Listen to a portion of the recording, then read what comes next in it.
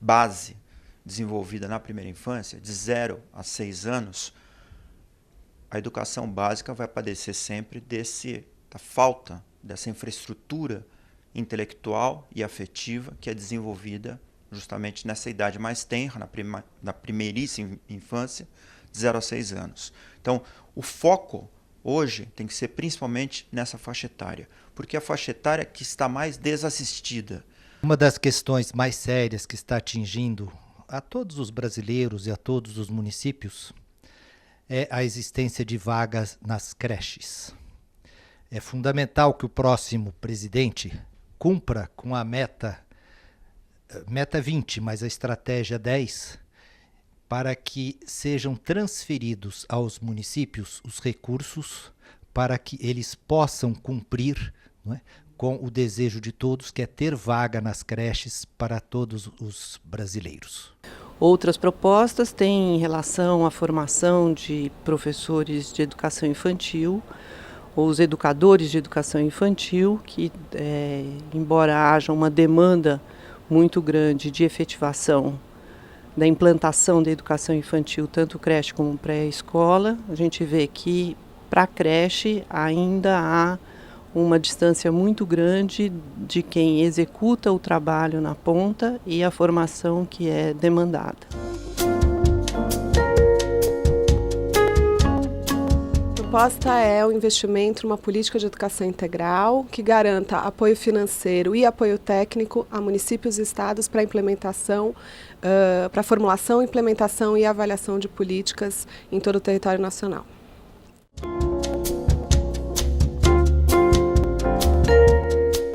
O país cumpra com os compromissos que assumiu com as Nações Unidas em relação à questão das pessoas com deficiência. Um contínuo investimento na formação dos educadores pensando na educação inclusiva, né? E para isso a gente pressupõe a manutenção e a ampliação das estruturas de atendimento educacional especializado, né? Somadas às reformas e à manutenção daquilo que a gente pensa como acessibilidade, tanto na questão de infraestrutura arquitetônica como tecnológica, que o governo invista em comunicação, mostrando quais são as práticas que já estão dando certo, né, que mostram a factibilidade da educação inclusiva na educação pública e inspirem educadores que se sentem desafiados ou escolas que ainda não vislumbram de fato a educação inclusiva como algo viável. Criar um exame nacional de docentes para criar uma proposta única de qualificação, requisitos de qualificação para um docente ingressar na rede pública, seja em caráter obrigatório, seja num programa de incentivo para os professores que incorporarem e conseguirem uma pontuação mínima em um exame desse. Investir fortemente na valorização e no reconhecimento da importância social da carreira do professor. Primeiro, garantir mais investimento, e isso acaba de ser garantido com a aprovação do Plano Nacional de Educação. Nós não vamos conseguir salários compatíveis com o mercado, né, e salários compatíveis com a carreira de quem fez curso superior se não tiver um aumento substancial no financiamento da educação. Uma valorização, obviamente, do professor, mudando não só carreira, mas a valorização social, promovendo o papel do professor e sua formação universitária, que não forma lideranças para operar dentro da sala de aula.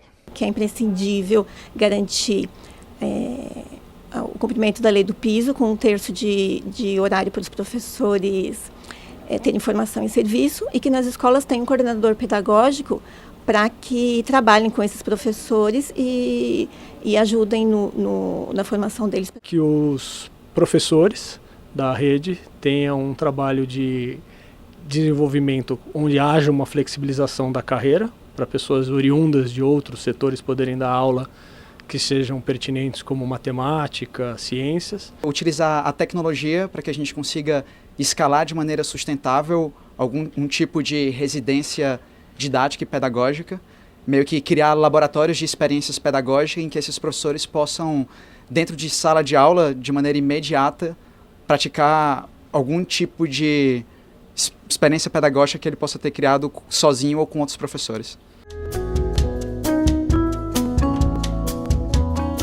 Construção da Base Nacional Comum da Educação. Na nossa concepção, a Base Nacional Comum deveria obedecer a 5 princípios, né? O primeiro é ser claro e conciso, o segundo é valer para todo mundo igual, para todas as escolas, o terceiro é focar nos conteúdos que os alunos precisam realmente saber para desenvolver o potencial do seu projeto de vida, contar com a participação de toda a população e respeitar a autonomia de escolas, municípios, cidades e estados na construção da base.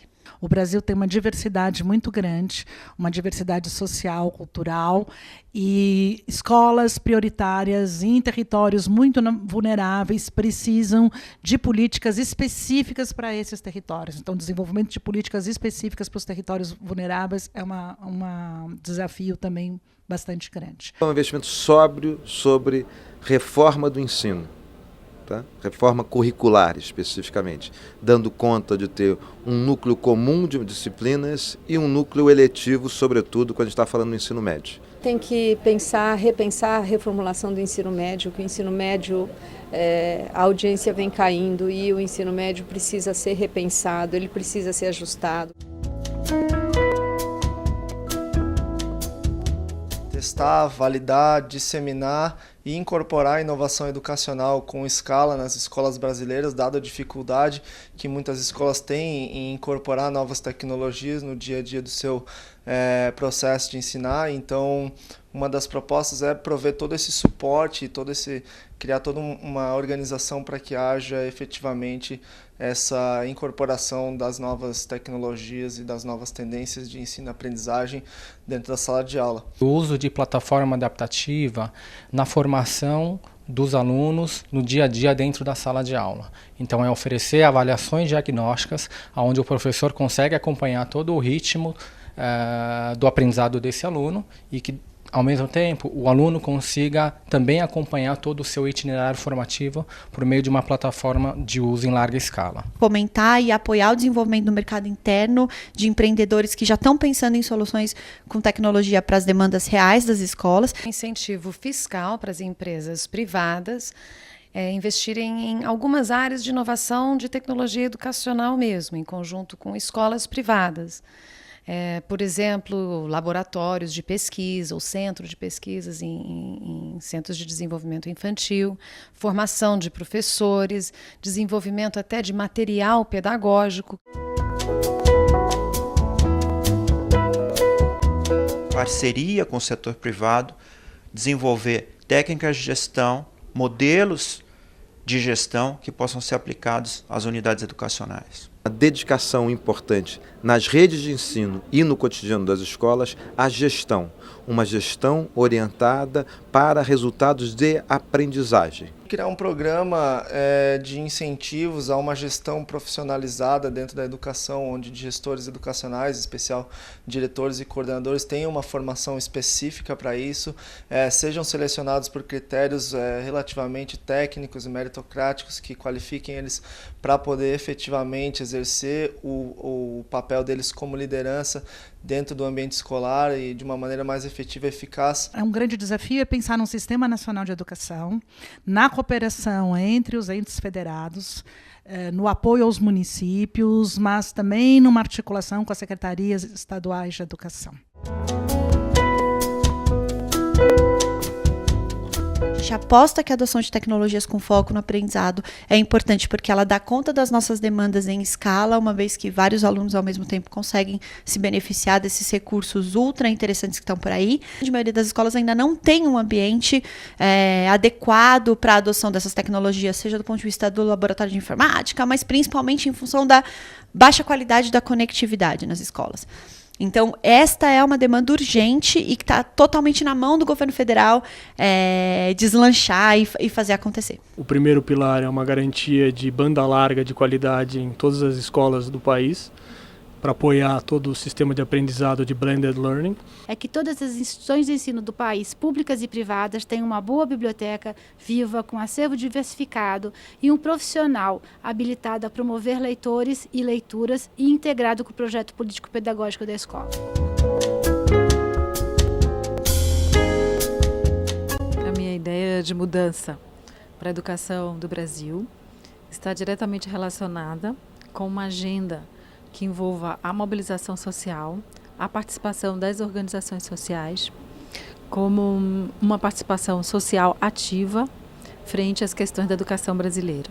Nossa proposta para os nossos presidenciáveis é pensar com muito carinho, com muito cuidado, como é que as organizações podem fazer parte desse processo, como é que a gente pode criar um sistema onde de verdade governos, empresas e sociedade civil entregam um processo de inovação na transformação educacional que a gente quer propor e não simplesmente que seja um controle social.